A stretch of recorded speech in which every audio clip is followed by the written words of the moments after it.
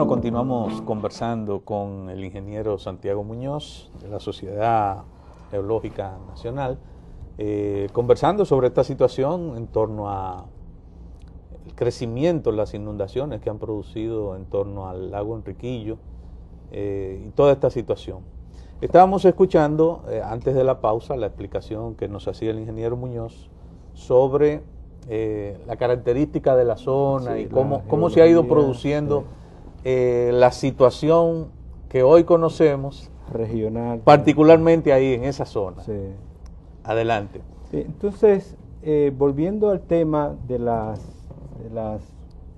rocas de la zona, las rocas que hablábamos de las sierras de Neiva y Bauruco son, en su mayoría son rocas calizas. Entonces, en ese proceso de lo que tiene que ver con las rocas y las aguas que caen, hay una cantidad de lluvia en la zona que cae, pero hay un proceso de evaporación. Ahí estamos mostrando las imágenes. Sí, mostramos, sí, lo que es la parte de la sierra de Bauruco, con en su mayoría las calizas, y la parte de la sierra de Neiva, y también ya aquí se muestra la falla Plettengarden en Enriquillo, que pasa por encima de la isla Cabritos. Entonces, cuando hay una cantidad enorme de agua, se ha venido un proceso desde el huracán George, que en el 98, sí.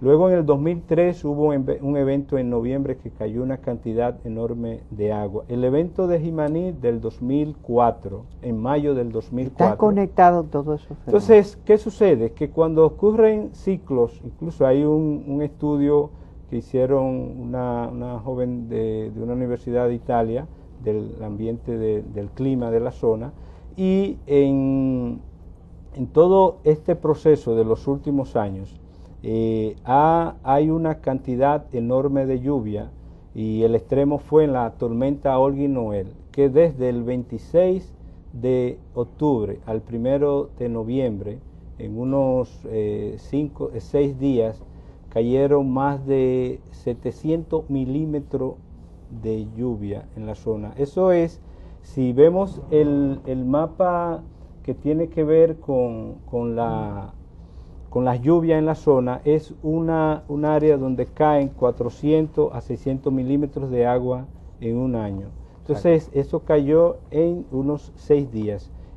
Olga y Noel está catalogada como una de las tormentas que ha proporcionado más agua a toda vamos a decir, toda la isla, o en su mayoría en la parte que concierne a las zonas de la Yaque del Sur, recuerden los eventos que hubo por las zonas de Bonao hasta la parte del noreste. Entonces, hay ese proceso. En la Olga y Noel cayeron en esa cantidad de lluvia. Entonces, más de 1.200 millones de metros cúbicos en la cuenca del Yaque del Sur. Este es el mapa de la caída de lluvia general en el país, la parte de las lluvias que caen normal en la zona de 400 a 600 milímetros. Entonces, ¿qué sucede? Que usted tiene en esa zona las sierras de Neiva, la sierra de Bauruco, y eso es lo que conocemos del lado nuestro. Entonces, uno tiene que ver la cuenca regionalmente. La cuenca de esta olla de Enriquillo, desde todo lo que tiene que ver desde la parte más alta de ambas sierras, que ya la cuenca hidrográfica, porque entonces en la cuenca hidrogeológica se divide de acuerdo a las rocas y eso. Son más de 3.000 kilómetros cuadrados que tiene la cuenca. Y toda esa cantidad de agua que usted dice que ha caído de un tiempo a esta parte, sí, o desde esas fechas a esta parte, ¿qué significa? ¿Toda esa agua ha quedado superficial? No, el agua en su mayoría, hubo una cantidad, en el ciclo hidrogeológico hay una cantidad de agua que cae, una que se infiltra, que recarga los acuíferos, hay otra cantidad de agua que se evapora, la evaporación natural.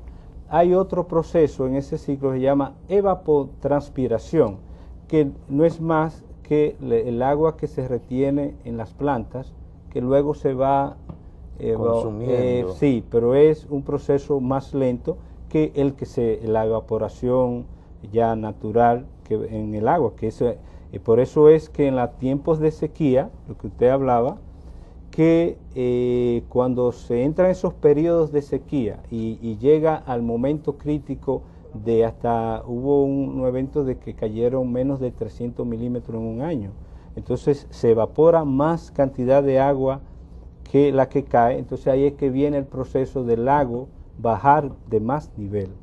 Ahí.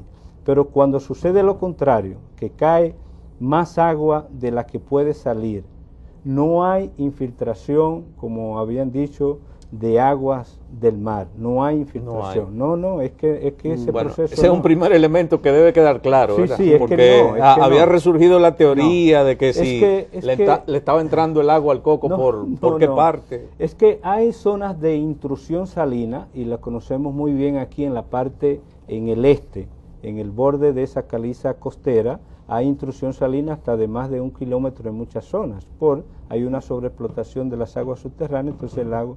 Pero en esa zona, el borde de la Sierra de Neiva, los sedimentos que se han acumulado, que andan 3, 4 metros, ese borde, incluso hay zonas de acumulación de arenas ya por el proceso eólico, entonces por ahí no entra agua del mar. De las aguas que se han infiltrado o que están, digamos que acumuladas en la montaña y que alimentan parte de esos ríos, quizás subterráneos, de esa agua que baja. Son inmensos. Hay una gran cantidad, los estudios indican que hay alguna gran cantidad de agua acumulada que sigue fluyendo. Que sigue fluyendo. Es que en el proceso hidrogeológico hay ocasiones en que hay aguas que pueden durar hasta cientos de años en el proceso de drenar internamente. Entonces, con respecto a la parte de la tectónica, el evento del sismo de Haití ocurrió en enero del 2010. La tormenta Olga y Noel ocurrió en noviembre, finales de octubre del 2007. 2007.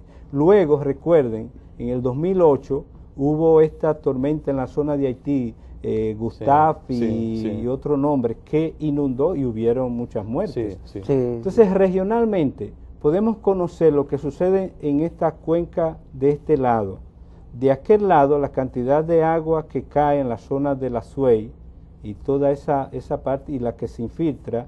Entonces, por eso es que el estudio hay que hacerlo regional y conjuntamente con ambos países. Pero para de un plumazo crear una imagen, pudiéramos decir que toda esa zona está enchumbada. Sí. Está saturada de agua. Sí. Bueno, me va a dejar respirar un momentito. Okay. Me va a dejar respirar un momentito e ir nuevamente a una pausa.